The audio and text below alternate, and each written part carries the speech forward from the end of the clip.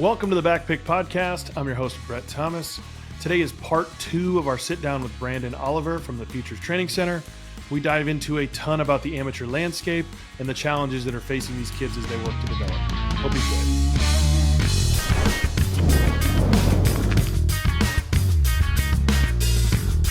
The Backpick Podcast and the Catching Academy are happy to be partnered with All Star Sports, who we think does the best job of taking care of catchers. You can go to their website and use our code CatchingAcademy10 and get 10% off anything site-wide. When the showcase thing comes up and the scholarship thing comes up, and it's like, dude, I'm not here to get you a scholarship or get you, recruited. Like, I'm here to make you better at playing this position, like, period. And that doesn't equate to going to a showcase and showing like you're some freaking stallion. Like, I tell them all the time, I'm like, hey, when you go to a showcase, like, throw it as hard as you can to second base. Like, I don't care if it's a 2.4. They don't care if it's a 2.4. But if it's a velocity number that they think they can, every college coach is the greatest coach in the world in their minds. So they're like, oh, that guy throws this? Great. Like, I can clean this up. But you throw a ball 70 miles an hour down there and it's a 195, they go, that's it. That's it. Like, that's the max.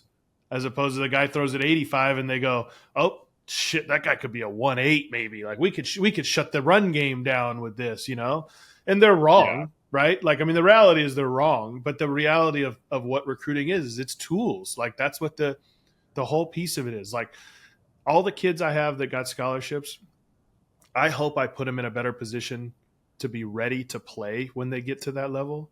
But I had zero part of them getting scholarship. I didn't, we minimally maximized their abilities and got them cleaner at playing the position and being a good defender. But at the end of the day, like, you got to hit the ball, you got to show tools. Like, that's just what the game is. How do you kind of talk to your guys about that? Just kind of the understanding that there's really two kind of processes here, the showcase process and the actually being good at playing this position process.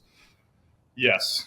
It's another thing that has obviously evolved in the years since we started doing this, and even since a couple years ago when we started Futures, because recruiting has changed and the tools are absolutely important. And I think for us, like, it's easy to make the argument that given the context of our space and what we have here, like, we can really go attack some tools. And we probably spend a good amount of our focus on that. But every time a kid is in here, there is going to be some type of focus on game transfer, game IQ, whatever it is. Sorry, I lost you for a second. I don't know if it switched up. We're going to focus on how this is going to transfer to games, like where the adjustability component is. We go as far as, like, everybody's going to have a physicality objective. Everybody's going to have a movement objective in regards to whatever skill they're training or what report we're looking at.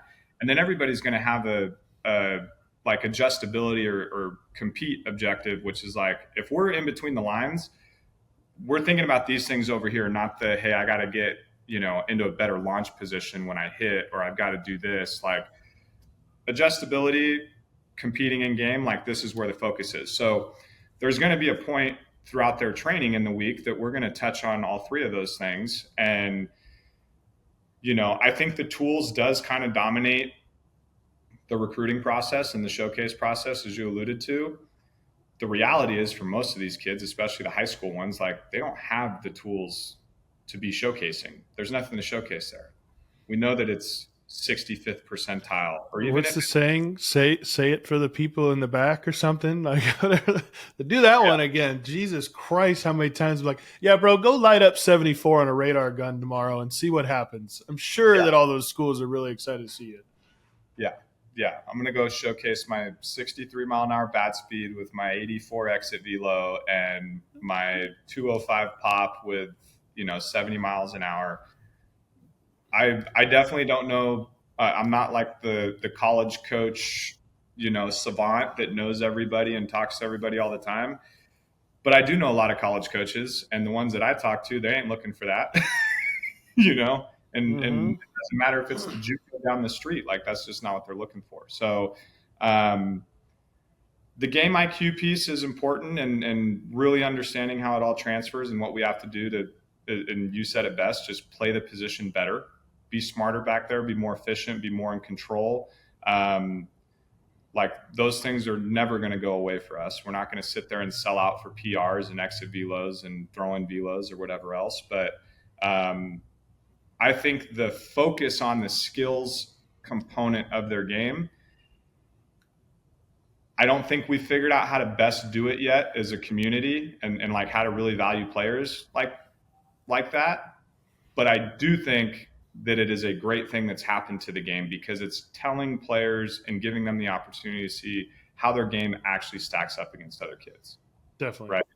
And, it's all part of the process, even for the game as a whole, and how we continue to develop in evaluating players and recruiting players. But like the skill stuff just ain't going to go away. And again, like, hey, my bat speed is 87 miles an hour. It's like, hey, guess what? We got to figure out how to get hits with that.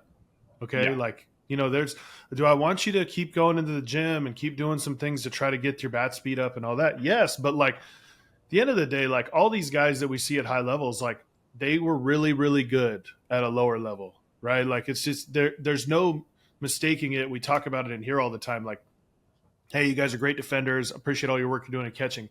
You better hit. Like you have to hit.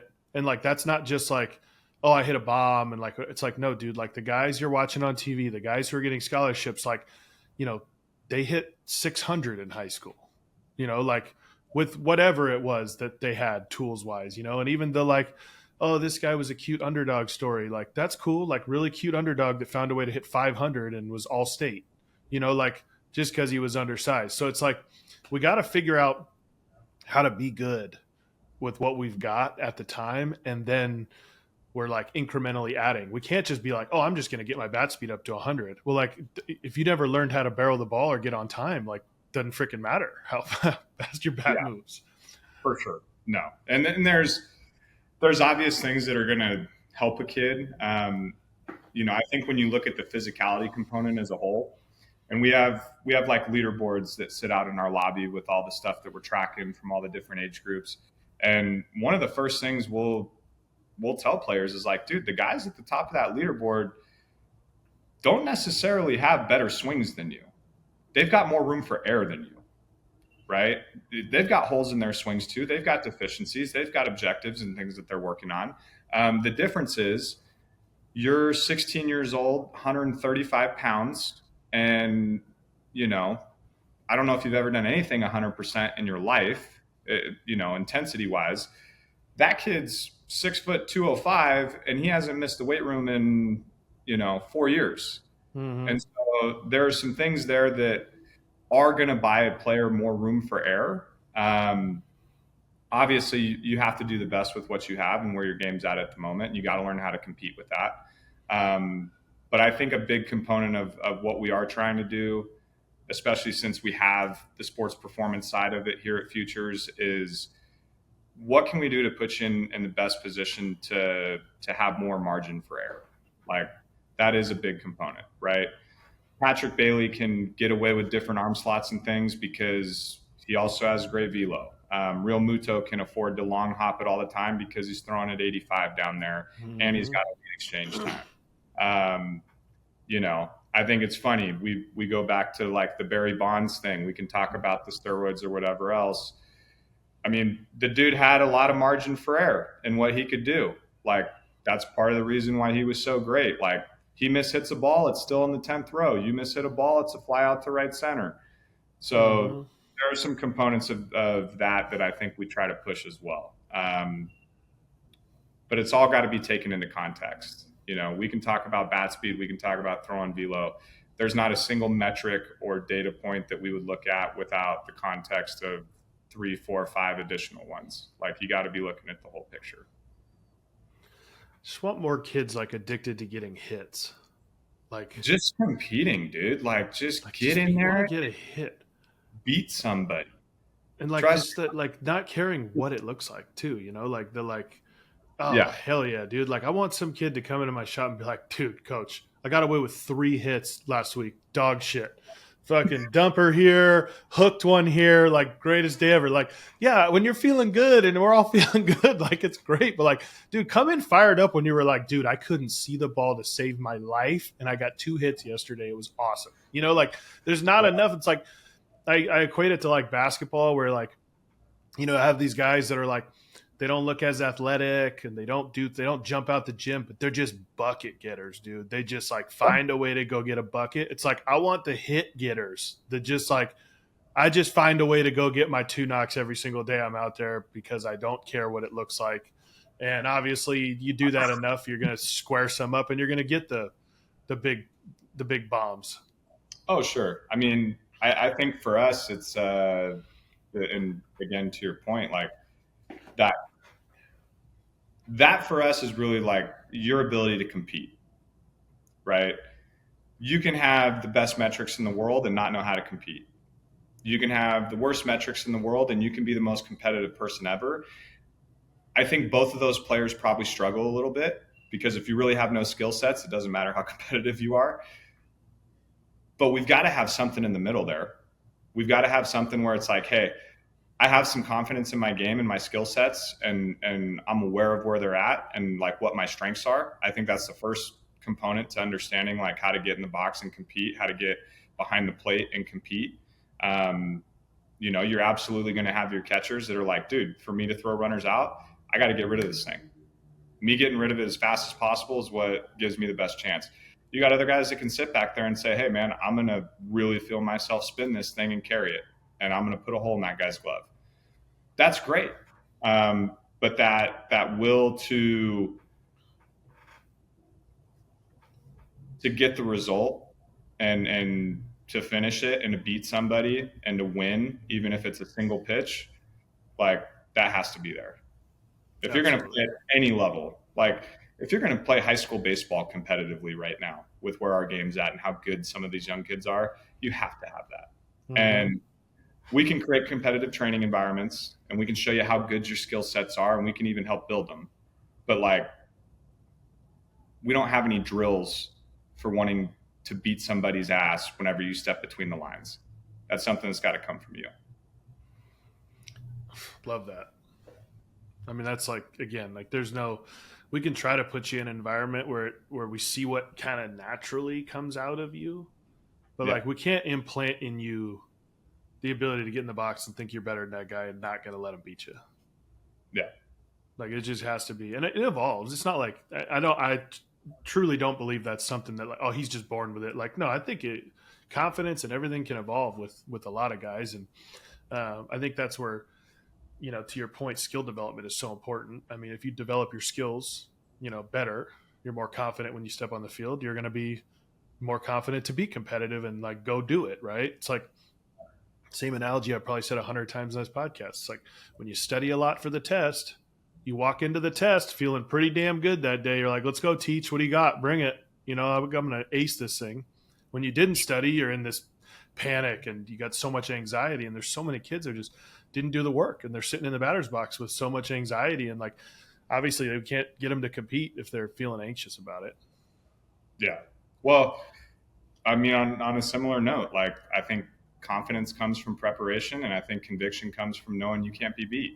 And the preparation and the skill development and training and doing your things. And like you said, like, hey, I know I'm getting better. Hey, I know that this part of my game is, dude, I got 98th percentile bat speed. Like, hey, dude, I'm on plane all the time. I'm constantly in good positions. Like, yes, I would hope that you can take that into the box and be a little more confident in what you're about to do.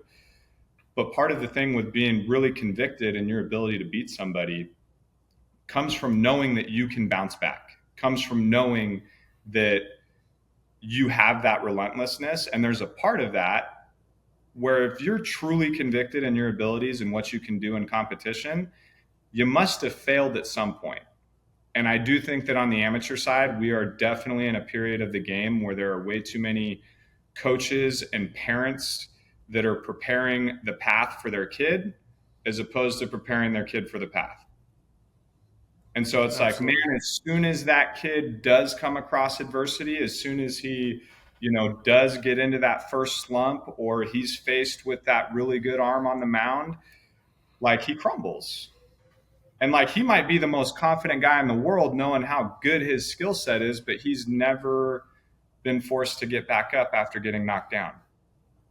And like that's the guy that's the guy who competes in the box. That's the hit getter.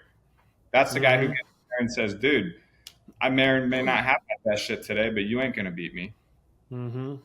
You know, and so whether it's hitting or catching or anything else, like there's a huge component of that. And I think that's where it comes from. And I think that's why we see so many players lacking in that area alone is like, dude, they've never had to fail. They've never had to show themselves what they're actually made of and be convicted in that because the path has been prepared for them. And sometimes it's almost a, so we have the idea that not understanding and like that failure is like the key to this thing, right? Like, I mean, we all have to fail. Like I tell parents all the time, I'm like, you know, you're some big shot lawyer now. Like you weren't that when you started. Like, you know, you were getting coffee for somebody and you were learning and you were fucking up and, you know, you were doing things. And then all of a sudden you learned and you grew. We want them to go through that same process and don't want to rob them of it. But there's sometimes also, I feel like we're maybe too accepting of failure as well, with the idea of like, hey, that's okay. That was a bad call. That's okay. You still have 95 mile an hour bat speed, so it doesn't matter. You're hitting 200. Like, you know what I mean? Like, there's still a part of it that I feel like we haven't really found the middle of how real good failure is. It's more the idea of like, don't let them fail, or like tell them it's okay and it's not their fault that they're failing. I think it's one and the same, and I think it comes from the same place, right? When you're handing out rings and medals to the second place team, right? You're not letting them fail. Like you're not letting them feel that. You're putting a Band-Aid over it because you're so petrified of those kids feeling something bad about what's going on. Like we're just gonna act like it's okay. Oh, hey, no, that's okay. That was a bad call. You're fine. That's not letting kids fail. Hey, man, why are you not swinging the bat there? Why are we not competing? I don't care if it was a ball off the plate. It's a high school game. What do you expect back there? Mm-hmm. You know. So I kind of see those as the same. I think one is a byproduct of the other. You know, and I think if we're really talking to kids about the standard that needs to be there and where they're holding themselves in regard to that standard, then yeah, there's a time to like get in their ass and let them know, like, dude, that ain't going to work. That level of intensity ain't going to work. That the intention behind that rep or that set is not going to work. I think if they're really getting after it and you do see that they're competing, and yeah, sometimes we're going to get some failure there because this is a game of failure. That's the time to say like, hey man, look, that was competitive, great effort, keep it there. Right. If you take that into the rest of your high school games, I think we're going to come out just fine. If you take that approach into the box the next 10 at bats, I think I love your odds. I think we're going to be okay. So I think there's maybe a different way to go about it, but I kind of see those things as, like I said, one and the same. No, I agree. And I'll tell you that the short-term focus in the game is my really biggest pet peeve. We're living in this era of like, we go play one tournament and one tournament and one tournament and one tournament. There's no long-term. So it's like, there's no coach. And, you know, I'm talking all levels. Obviously I wish it would be better at the younger levels too. Like, you know, like Little League and yet travel ball 12 and under kind of thing. But when we get older, it's like, we don't have this like long-term focus. And then the places where the long-term focus exists are Little League, right? You have a season and you play playoffs. Then you go to All-Stars and you play win or go the fuck home, like real challenges, right? And so we have Little League that offers this, and who's coaching in Little League? Dads, like actually people not really qualified to help them through that situation. And then it's like you get to spring high school ball, and here we are, league, playoffs, section titles, the whole thing. And who's really coaches high school baseball? Not a ton of qualified people coaching at the actual schools, right? So like everybody's bred, the kind of most qualified are trying to make a living doing it. I have no problem with that. But it's the idea of like they're going to go into the private sector of like the travel ball game, but there's no long term. They're not sitting with a guy going, hey, this fall, you're going to throw your changeup 90% of the time because all you need to do for the spring is get a better changeup. No, they're in a freaking tournament in October and they're trying to win it and they're throwing the kid 100 pitches, having him do what he does every single time. So there's no development to it. And like you get a ring, like you get a ring for that. Like, dude, I have 3 championship rings and there were college summer leagues, like nothing like I'm not right, but we won 3 championships in a row. And dude, when I look at that ring, I see fucking I caught 60 games one summer. I fucking like I'm on the bus with a fucking 9-hour trip across fucking Saskatchewan, fucking Canada. You know, like, dude, like I see like so much like dripping sweat, like exhaustion.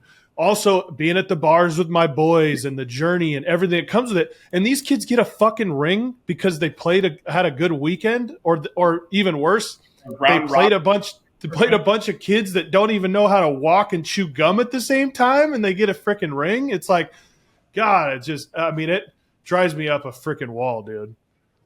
Dude, I'm with you 100%.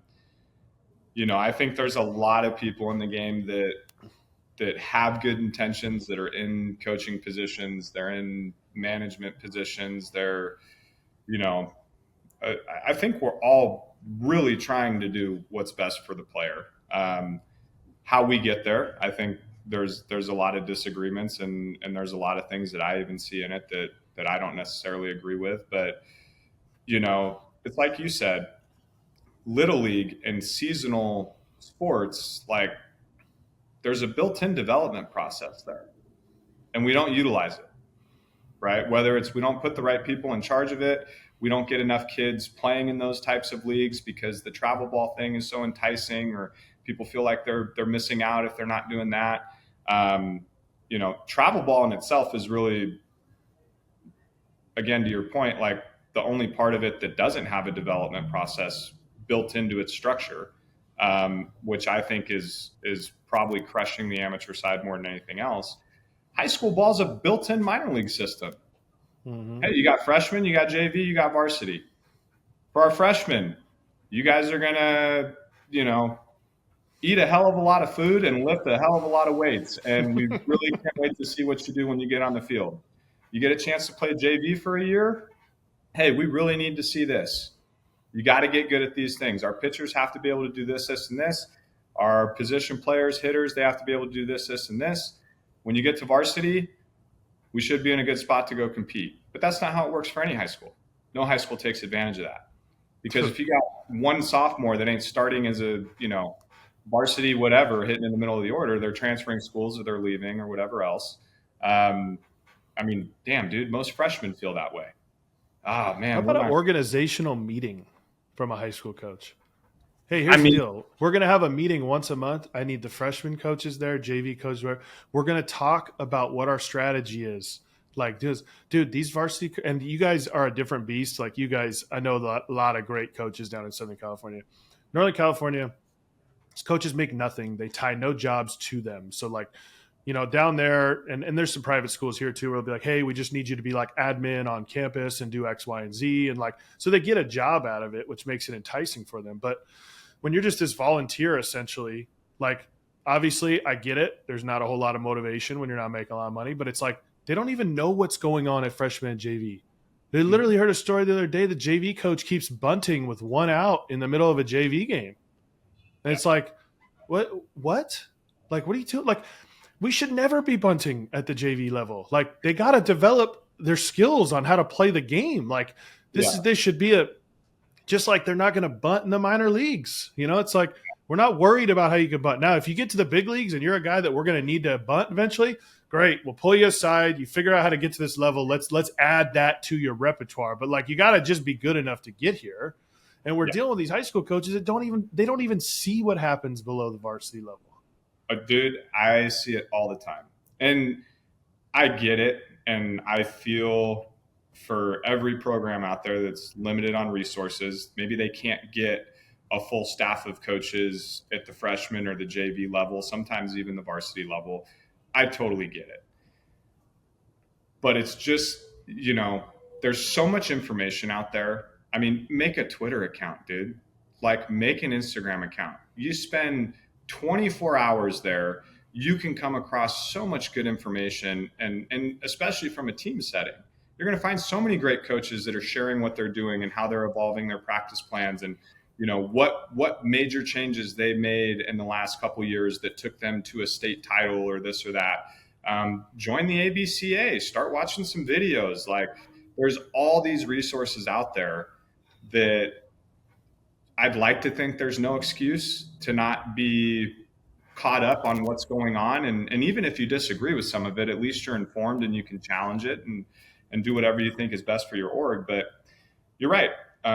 They don't have those systems in place. And we see it with travel ball. I see all these travel ball teams or organizations like, oh, we're a college prep program. We're a development program. We're an educational program. Cool. What's your hitting philosophy? They don't have one, What's your pitching or your catching philosophy? Like, what, strategy wise, like, what changed between this year and last year? You guys do have a whole new lineup. Like, what's going on? There's usually not a whole lot there.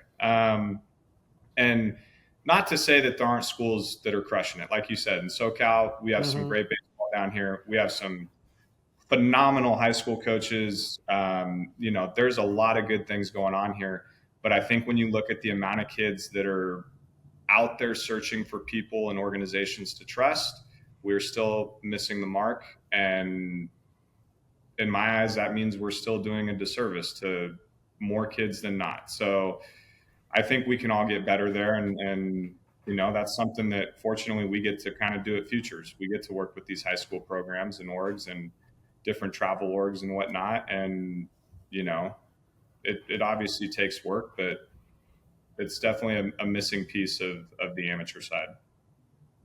And I think it's, and that's why we do what we do, right? Like, we are strictly on the skill development side of this thing, like, we're obviously going to talk to you about the situations you're in and try to prep you for games and things like that. But we're on the skill development side, and this is what we do for a living. Like, I tell people, I'm like, all I do every day is work with catchers. That's literally all I do. So, like, when your little league coach tells you something, like, you need to kind of just be able to go like, okay, and then like forget about it. But like, don't come back to me and say, hey, my coach said that he thinks I'm better, blah, blah, blah. I'm like, what does he do for a living? Like, oh, he's a real estate agent. All right.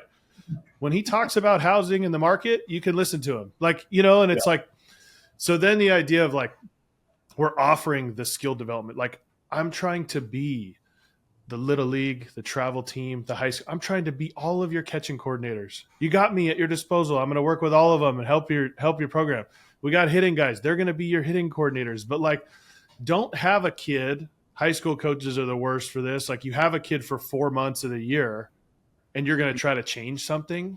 Like, you're going to try to make an adjustment. Like, whoa, like, if he's struggling and like, I know that he's like working with people that are more qualified, I'd be like, hey, like, why don't we have a conversation with your hitting guy? Like, we're struggling a little bit, like, maybe, or like, what is he talking to you about? So I can reiterate some of that stuff. But to think that you're more qualified, like having this ego and dude, it goes even down to little league. Like, we've done a couple of these coaches clinics and we had a good turnout in the last one. I had one coaches clinic I ran for little league. 3 coaches showed up because they thought they knew, like, they thought they knew how to coach baseball. It's like, dude, like, what do you mean? Like, wouldn't that be the reason to show up? Yeah. Oh, I know one. I can't wait to challenge this guy. Or like, yeah, exactly. I mean, yeah. And yeah, more qualified, less qualified. I don't know. I'd like to think that we're qualified here to do what we're trying to do. But ultimately it's a collaborative effort, kind of like you alluded to, or at least it should be. Like, we don't even look at ourselves as being here and the player being here. Like, dude, this is us together figuring out your journey, right? We don't want the school project where we do all the work and you just listen to us and do whatever and you get your credit and everybody passes with an A. Like, dude, this is us figuring this out together. And if we're going into a high school, a travel org, we've done some of the rec league, coaches clinics and stuff like that, really trying to keep it on this level as often as we can.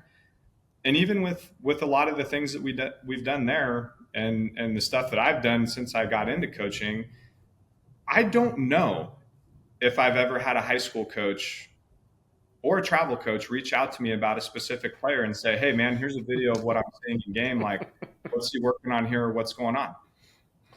I don't Dude, know if I've ever had we it. talk about that all the time, bro. So the shop that I have has been here for 25 years. I took it over. Brad Wellman started this shop, a former big leaguer, played for the Royals Giants in the 80s, outstanding teacher. Literally, some of the guys still work here from back when, he was going and starting. He goes, dude, there's literally been one high school coach who's walked into our building to just say, "Hey, do you mind if I just hang out? Like, do you mind if I just hang out and watch?" I'm like, think about that. Like, we have all this stuff going on. We're like, and like, not one guy just says like, "Hey, do you mind if I just hang out? What day do you have my catchers? Can I come? What day do my guys hit in there? Can I just come watch and hear what you're saying and talk? And maybe I could talk to you a little bit about what they're going through, and then we can have a relationship together. So when he struggles, we can both attack it." And we've had the coaches that have been like, once the spring starts, no more outside training. Like, there's guys who they don't do it anymore, but in the past. And I'm like, yeah, do you get those? I said long list of those people for sure. Oh, okay. I was gonna say, like, dude, and then I call the coach one time, and I'm like, what's happening here? Like, you don't want your kids to continue to train outside of the game. Like, you understand the only way to be good at this game, the people who are good, they train outside of what they're required to do, and that's what they want to do here. They, so and so has been hitting in here for the last 3 years. So you don't want him to come here in season, but when he struggles, do you know what to do? Because the hitting coach here does, because he's been working with him for 3 fucking years. Like, Yeah. so like, you got to utilize that, right? And again, I'm not saying we're the best. I'm not saying we're the only. There's lots of options out there. But again, as a high school coach, as a little league coach, it's like, take advantage of the situations that you can. And again, at least come learn. If you come step into the building and go, "Oh, that guy's an idiot, I don't like what he's teaching," fine. I'm an idiot, I don't care. But at least you took the time to come check it out. Yeah. Well, just it's the cohesiveness and the collaboration that's just missing. I mean, that was probably one of the coolest experiences that I took away from my time with the Yankees was like, dude, I obviously got to see a lot of the pitching department being with the catchers and everything that goes on there, and how much in the loop the sports performance department is, or the strength department. I got to, obviously there's some downtime as a catching coach, and you're kind of helping out a bunch of different people and places at any given time. Always helping out with the hitting guys and what's going on to get our hitters ready for the day. And you just see how much cohesion there is. Like, everybody's working together and communicating and creating dialogue. And dude, you don't think that there were some people there that disagreed with other people? Of course, right? But It's called life. That's part of it. That's every day and anything you're ever going to do in your life. But the amount of cohesion there, and the amount of synergy and communication and dialogue was just insane. And then once again, you go back to the amateur side. I've always envisioned like this 3-legged bar stool of private sector, travel ball, high school, and organized baseball. They've all worked independently all the time forever. Like, there is no cohesion there. And that's why we have kids playing 120 games a year at 12 years old. That's why we have so much disconnect between what a high school coach is trying to do and what a hitting coach is trying to do. And it just, there's a place here and there is a way to get on the same page and to bring that cohesion to the amateur side of it. And that's ultimately what the players deserve. I mean, really, when all the stuff that we just lined out, like, when all of that happens, the only person that really loses is the player. Mm-hmm. I mean, that's what it is. The high school team's going to have more kids coming in next year. They're going to fill their roster. They'll be fine. The travel ball org has 400 kids in it. They got 40 teams. They're going to be fine. Futures, we're going to have more kids signing up next week, and hopefully we'll be fine. But like, man, there's that one player that that just took an L here because And I think that's what makes, like, when we talked about like being qualified, it's like, yeah, to me, what I feel makes us qualified is that we're, like you said, we're here with the player, and it's yeah, like we're trying to explore with them and figure out what makes them work, and we're trying to get to know them and figure out how to, what makes them tick and how to get them into certain, mindsets and things like that. And if you really care about a player, like a high school coach, you don't just immediately say, don't do that, yeah, like do this. You're like, well, like you didn't even like ask the player, like, hey, what are you doing when you do this, or what does this feel to you, or whatever, right? It's like there's just an ego perspective of it that's very difficult for me, to kind of wrap my brain around, where I'm like, you're doing this, especially high school coach, you're essentially volunteering your time. Like, yeah, why are you volunteering your time to like not make a great experience? Like, that's the whole point of what you should be doing, is like yeah, creating an experience for these kids, period. Like, that's all that it is. And if you need to push them in some way to do that, push them, right? If you need to, but like, you can't act, you can't be jack of all trades, like you're not, like, you don't know enough about everything. Like, do some research, ask some questions, but like, just get them to play with confidence and love the shit out of each other. yeah. No, agreed, man. And kind of to that point, like Corona High School, which we obviously have a great relationship with them.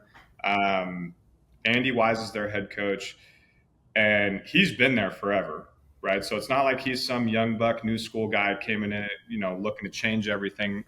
The dude was there when I was there, which was a long time ago, and uh, they've always done a great job with players. They've always had competitive teams.